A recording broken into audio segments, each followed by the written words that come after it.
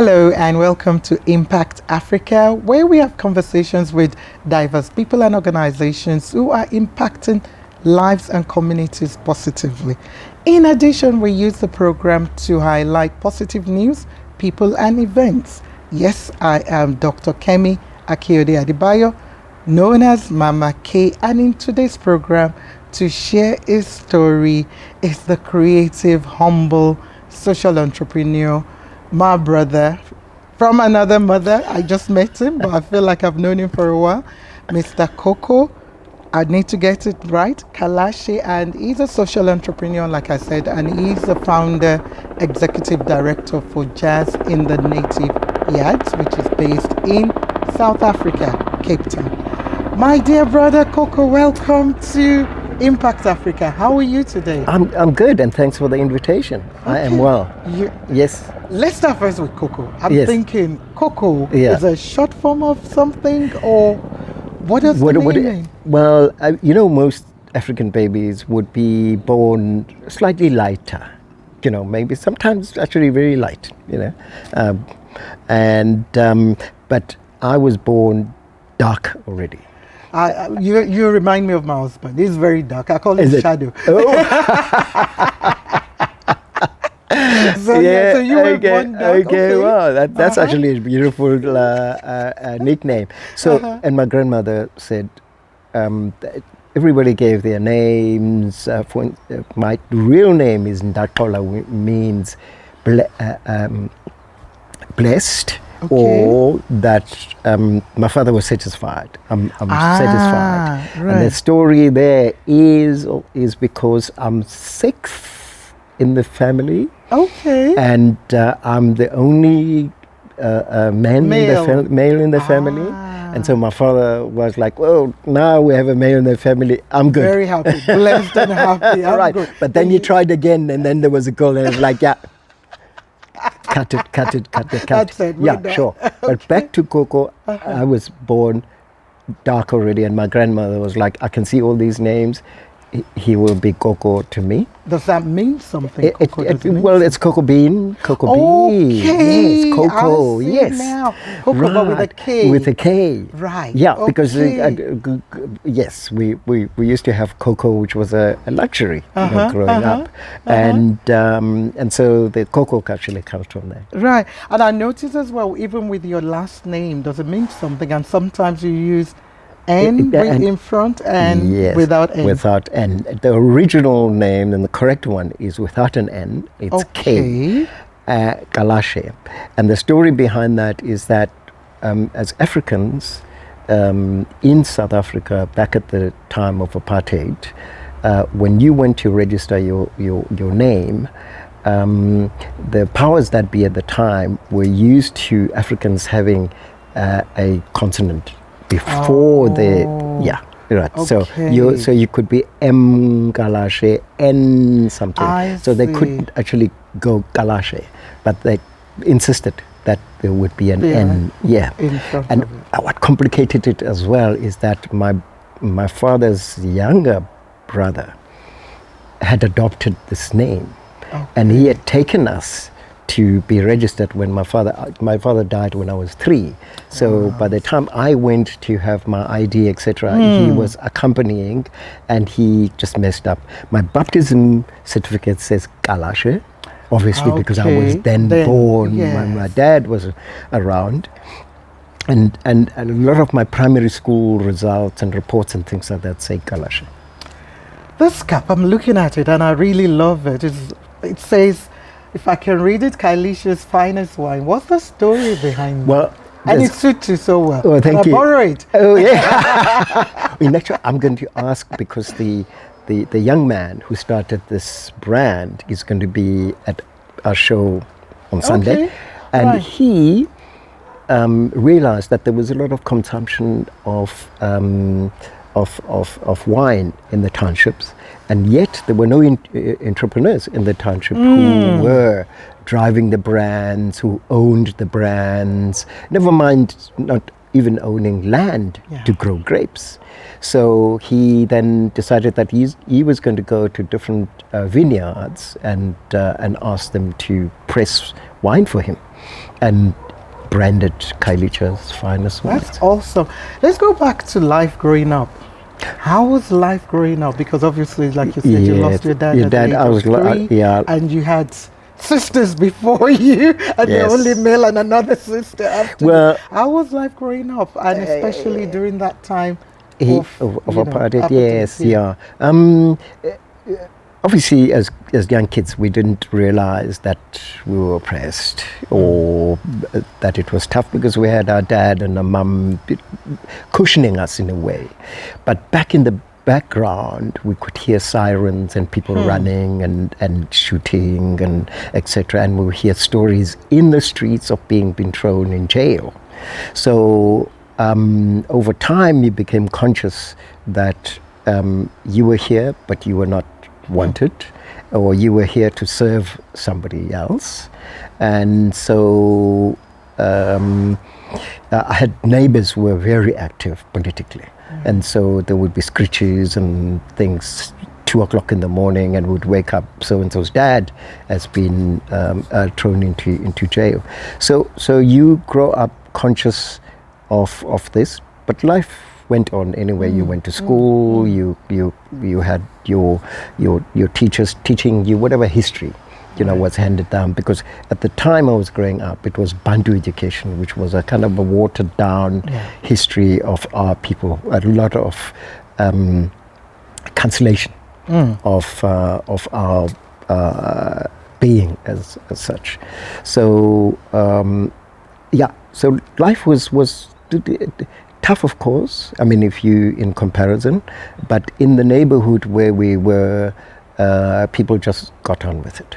And when I got into my teens, I then got affected because I had to get my pass, and I've had to have a special stamp on my pass to say I am here because my parents are working. It was called Section 14.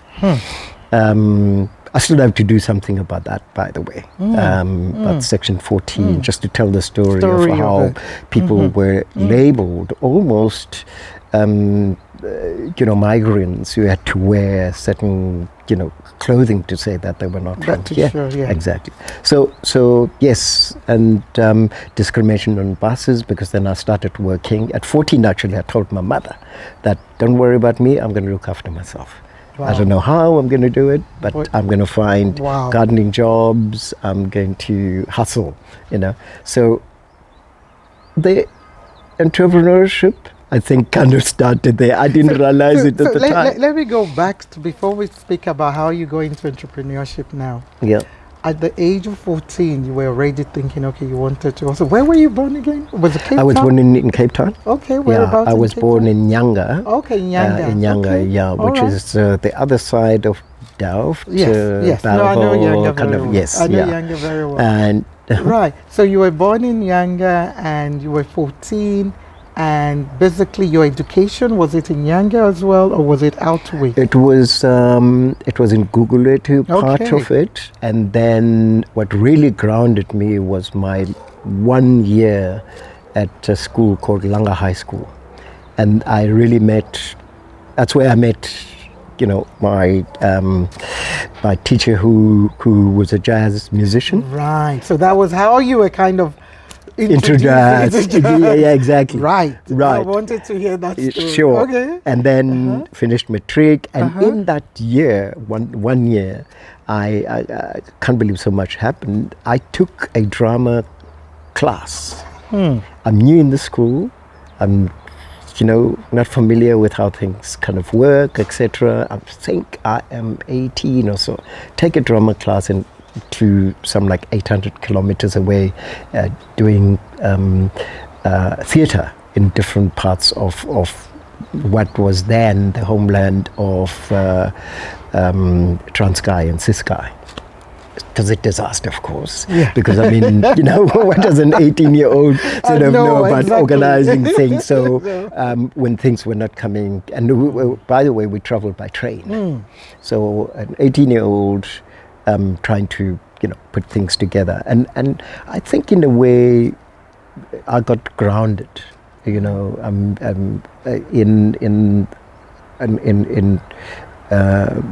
believing in myself, that I can do things, or just the energy of trying something.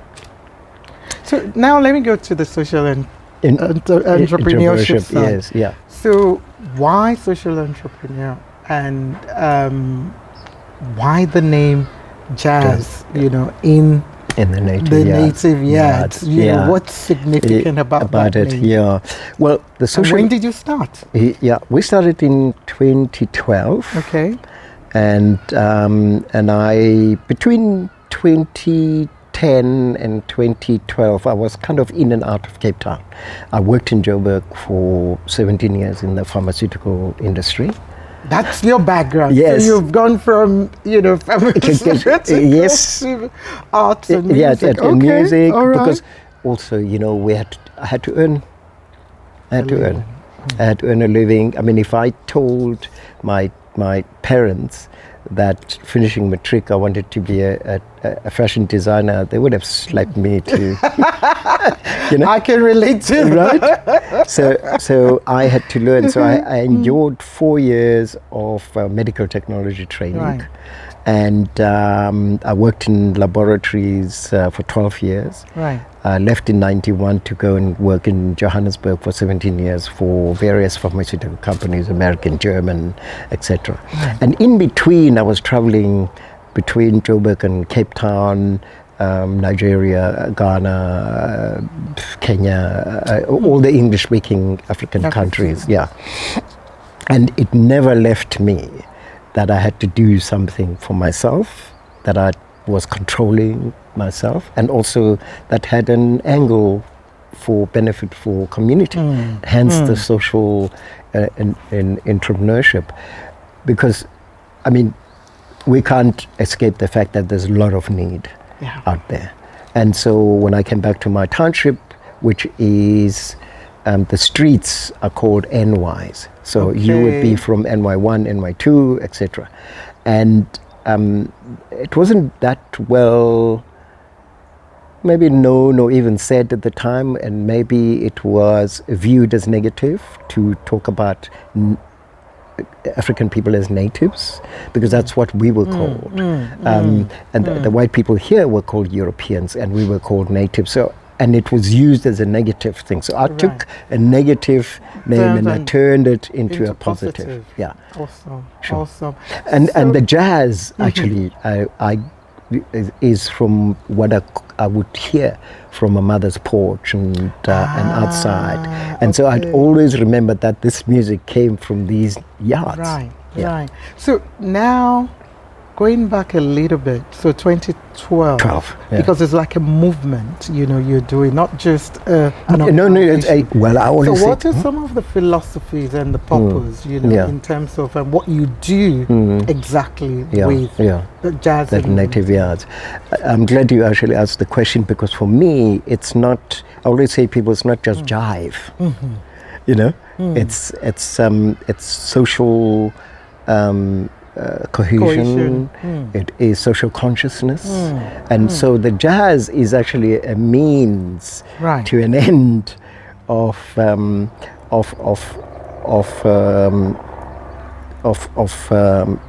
people,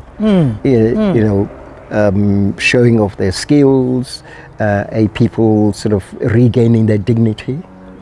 And probably an opportunity as well for work. Oh yeah, people created, from exactly. So and there's so much talent, So I would come back. I came back in 2012. I couldn't believe that musicians were packing their instruments to go and work in the CBD as maybe buskers or even in restaurants, etc. It's like, no, I can't tolerate this Africans on stage idea, So why don't these Africans perform for their own, and also maybe attract other youngsters who would be encouraged by this?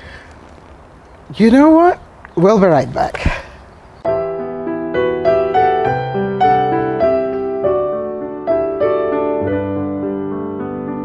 So my brother Koko, born in Nyanga, the fifth child, the sixth child, and the only male, and name meaning blessed, and, and everything. So that history of you coming, from that period of appetite and so on, how have you, within, jazz and the native years, been able to overcome any challenges, or maybe there hasn't been any challenge? Yeah, no, plenty. I mean, one is obviously the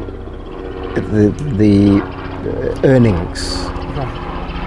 Right. First of all, I mean, I had to take 72,000 rand out of my pocket to get the sound and etc.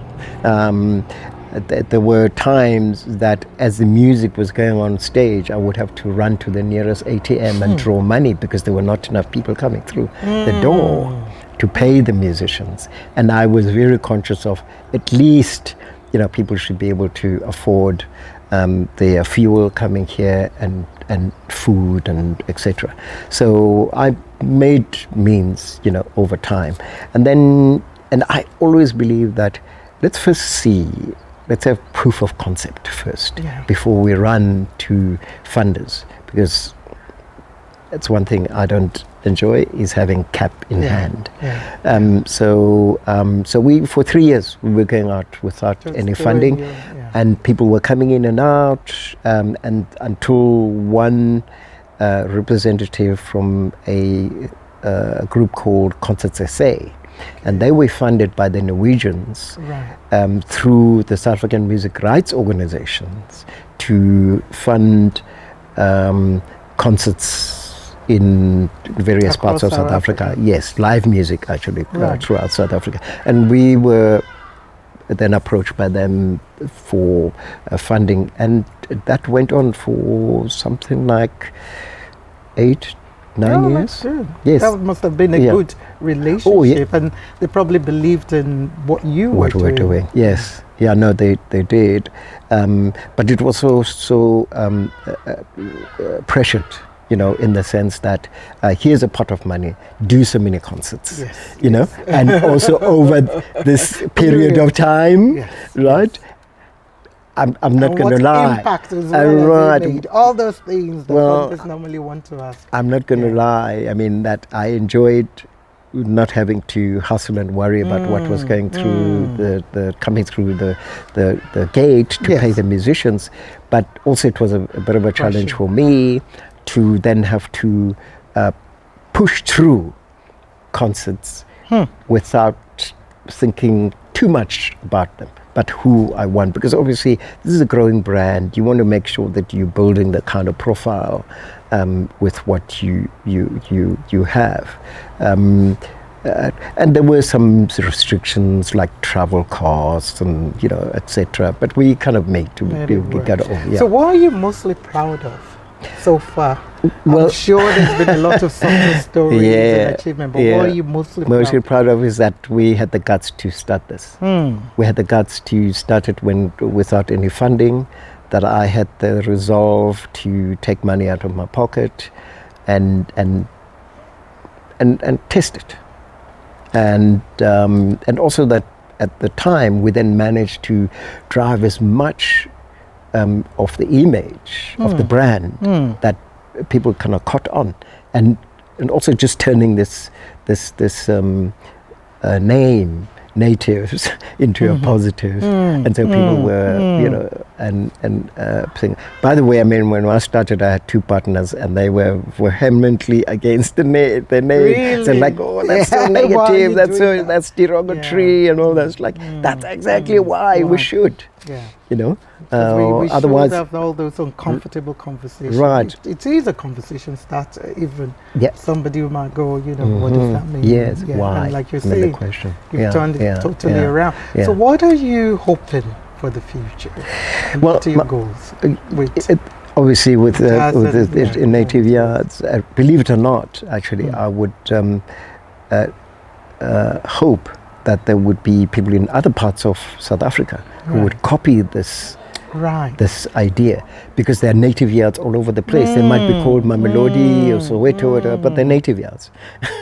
And so I would hope that there would be somebody. I'm not saying that there are no other formations that are happening, but we would want to see more music in people's houses, porches, and not only in cultural centers, but infiltrating, or people taking the music to the people instead of waiting for them to get on a bus and all that to go and see it, because already that's a disadvantage for a lot of people. So I'm going to end this segment first, but before I do that, so if people want to now say, okay, you know what, I'm having a 50th birthday, the way we're sitting in this, your lovely, relaxed, calm garden, you know, in the backyard, can they contact you to do that? I've had many requests. Okay. Yeah, I've had many requests. We do people's reception parties, etc. And actually, sometimes I'm running around organizing 3, 4, 5 bands over the same period of time. Like you pack, you go there, you pack.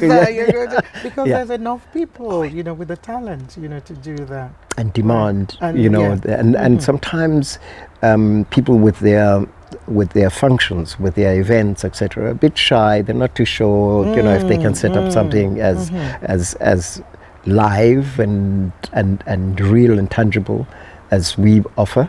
And I always say, chat, let's talk, you know. Okay. And we have a 3-way conversation with the musicians. Say, look, would you accept this? There's a market, you know, going on. Do you want to do a solo, etc. So where do you normally have the concerts? Because I know Langa is one of them. Gugulethu is our mainstay venue. Okay. Yes. Gugulethu. Yeah, Gugulethu at a place called Kwasek. Okay. My brother-in-law, who passed on, had he had a watering hole. Okay. So it was actually he was a secretary of a well-known soccer club. Right. Hence it's called Kwasek, meaning the secretary's place. Okay. Kwasek. Yeah, Kwasek. So his place was a Sarafe. My sister, my sister couldn't take it because there's just too many people. But anyway, it attracted a lot of people. And in the process, a lot of his friends started passing on. And his friends was like, you know what, let's get some drinks and sit around and converse, etc., politics, etc. And my very close friends of Steve Biko, for instance, that go to the place. So there's a lot of politics, etc. So I took advantage of this congregation of people who shared something unique, jazz, and I brought the live music. Wow. And it's like a fresco. Beautiful. We'll be right back. Yeah.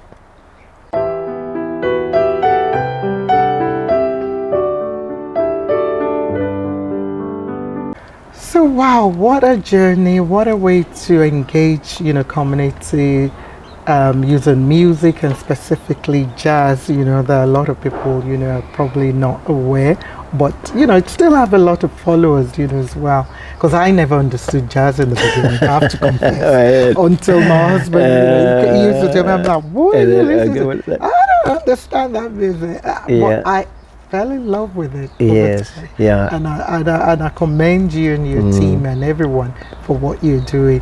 So what for you are maybe the 3 things that you'll say you value most in life? Mostly gratitude. You know, just every day waking up with don't have to shout it from the top of the hill, but just feeling that I'm glad I'm here. I'm glad or rather I'm hoping I'm making impact. The other thing I value in life is human connection, is networks. I mean, you and I met. That's how exactly. Right. So I'm never shy of connecting with people. Also. And thirdly is just being prepared. You know, we were talking earlier about being Boy Scouts, etc. Yeah, sure. And so wherever I go, I carry my business cards with me, and I'm thinking, you know, should I bump into somebody and I need to give them an elevator sort of presentation on 3 minutes, and I do that it. makes you connect, you know, with the human, with people. Know, So and also I think, willingness of people to meet with others, to converse. Those are the things, I mean, I think are important to me. So what keeps you going?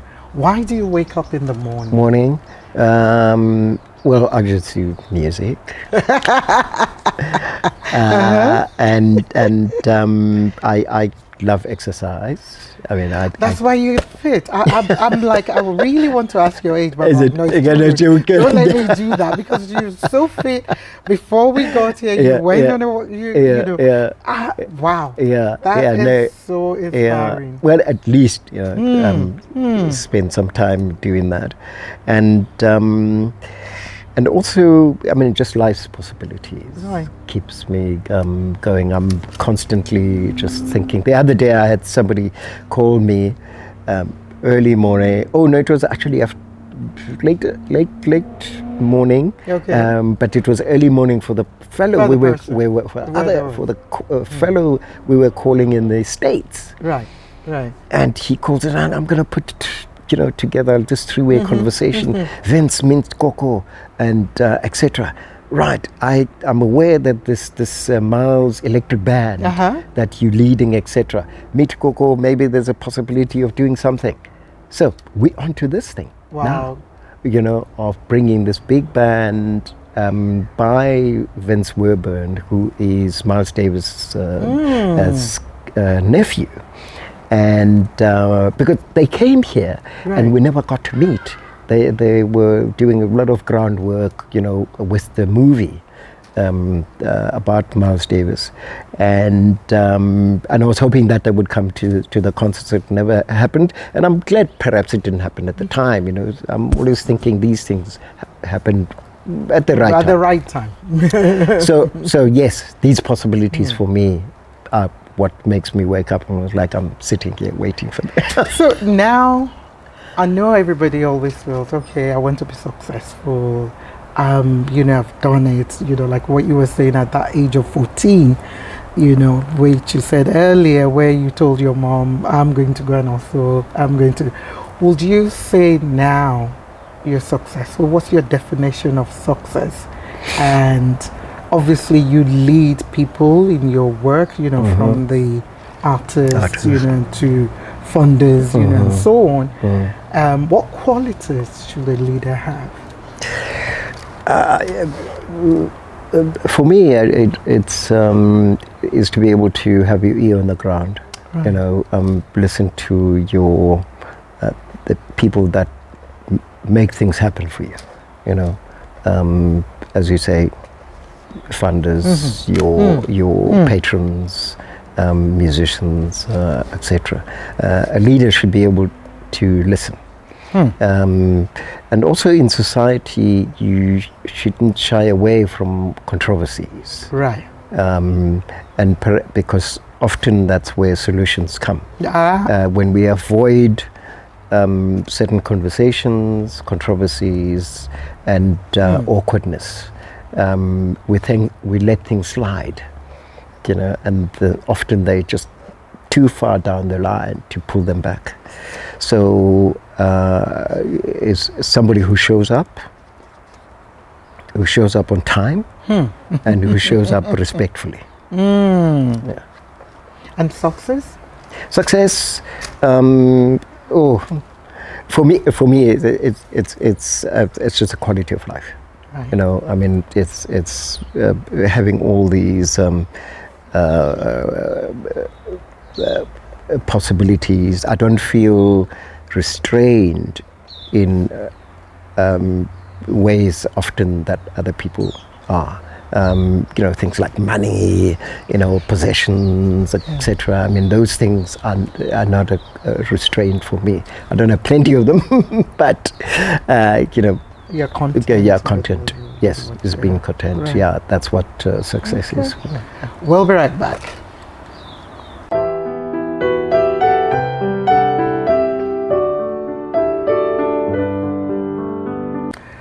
Wow, such deep and insightful, definition of what for you personal qualities are essential in a leader.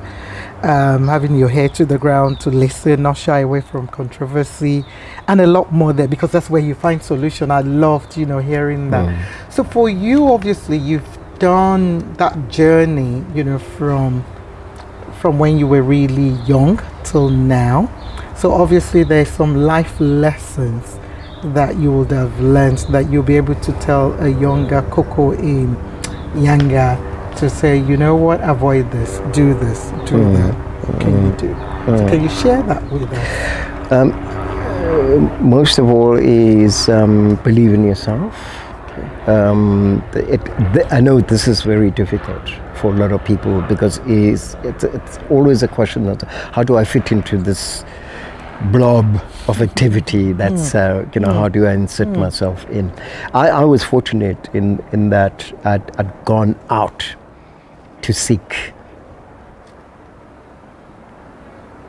meaning of my life, from a young age. I mean, the other stories that are 7 of us, 17-year-olds, we came together and we said, well, it's just too dull where we're sitting.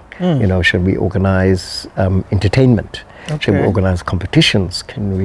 Shall we sort of seek ways to connect with other communities which are not in our immediate thing. So as a young person, always find an angle to be useful to the universe, because the universe always remembers that and give back to you. And in doing that, as you find these usefulness, etc., you obviously have to embody qualities like integrity, like reliability. Right. You have to, and also just inform yourself of whatever direction you want to read up, listen to people, make yourself available to volunteer, to be made useful. I mean, not everything is about money. Yes, money, excuse me. Money makes the world go round, but it's not always just money. The money could be in kind, could be in value, it could be in return. Wow. Yes. That's deep. Sorry about that. I just had something in my throat. Oh, so you know what? Yeah. We'll be right back.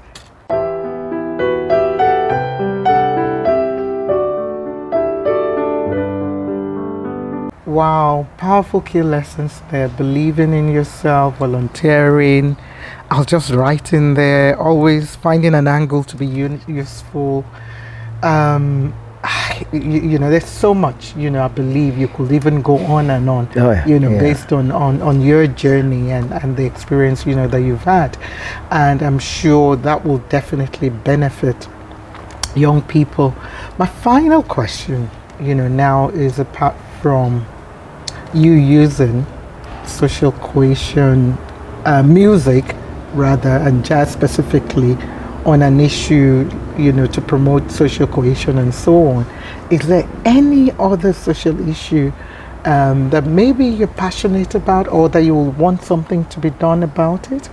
And what are the solutions really to them? Even if, it's not going to be you doing them, but we just use the opportunity to find out, solutions to issues. And I find a lot of the crime that we and I call it depression. Youth depression is driven by lack of work, lack of earnings, and so through the jazz, young and often mature musicians earn a living. So it's one way to do that, and the other is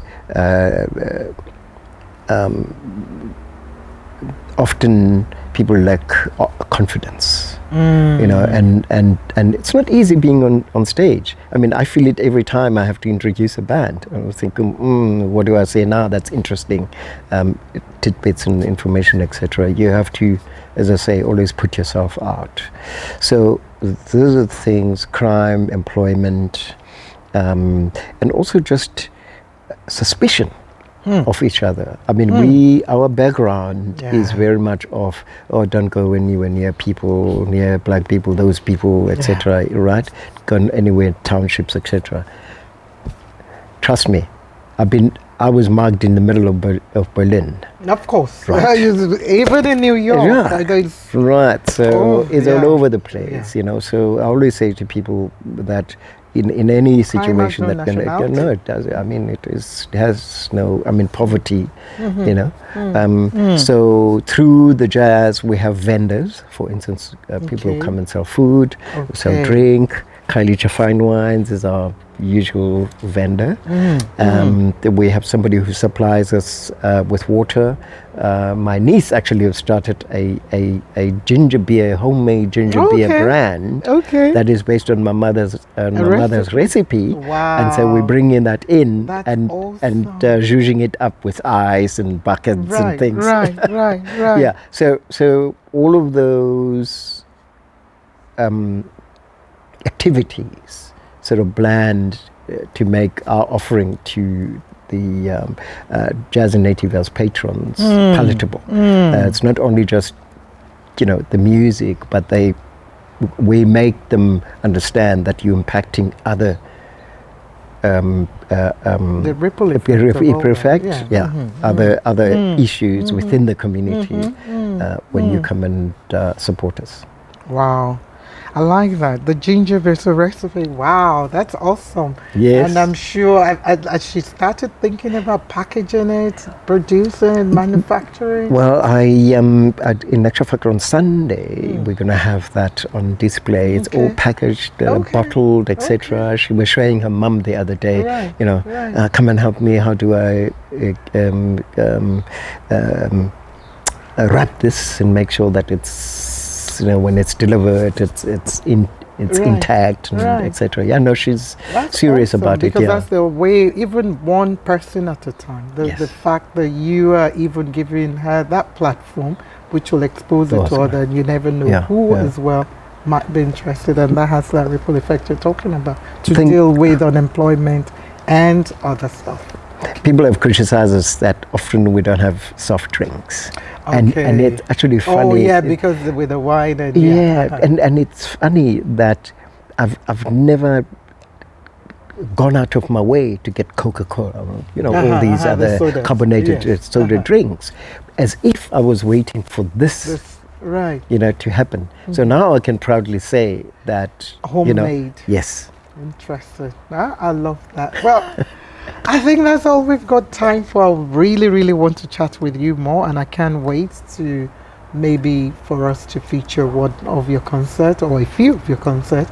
So if you will invite us. Yeah. So thank you for what you're doing in the community, for your work, you know, using jazz and music to address social, you know, exclusion through social inclusion, and just the community, engaging communities and impacting lives in ways that, you know, sometimes we take it for granted, and in the grassroots, you know, especially with the disadvantaged communities.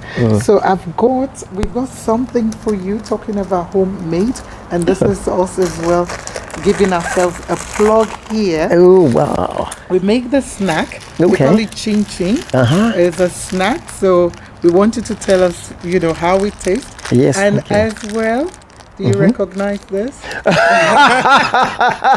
That's me. That's you. So this is us to say thank you. Thanks for having us, and for all you do, you know, for impacting lives positively, because I know sometimes, you know, we do all this work, especially starting, like you said, with your own money, and you probably feel nobody's saying, I'm making an impact, and You are making in ways that you probably don't know it, because if not, we wouldn't have met. But the person who connected us, Prof. Kolade,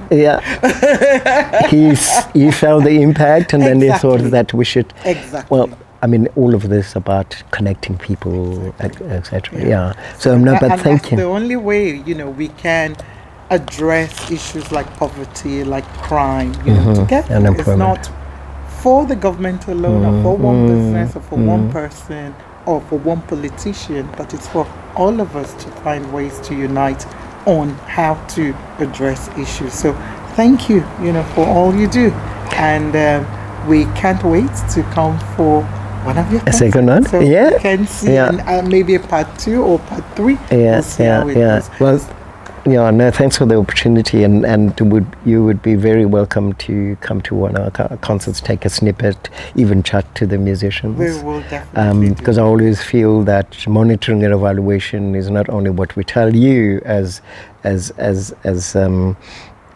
people who put out the services, but from the people, the clients, the people that receive the services. The beneficiaries. Beneficiaries. So in closing, we can't go yet. We want you to maybe just give words of encouragement to our young ones, women, boy, child, anyone you want to speak to, Africans all over Africa, South Africans, Gugulete people, whoever you want to speak to. Please. Well, it's been a long and interesting journey, but if you have an idea, start. It is never going to come to you, but you can always take an idea out to your intended audience. And always believe in yourself. Ensure that whatever you take on, you are looking at how you grow. Persevere. I mean, there's always going to be, setbacks, etc. But 3 steps forward and 2 back, you still have 1 forward. So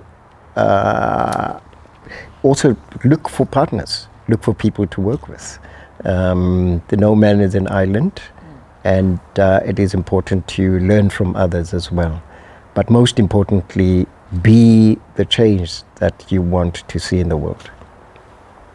Beautiful. See me writing and writing and writing. There was so much words of encouragement there. If you have an idea, just start. Always believe in yourself. Persevere, look for partners, learn from others, be the change that you want to be. Well, that's all we've got time for. It's been amazing, very humbling for me.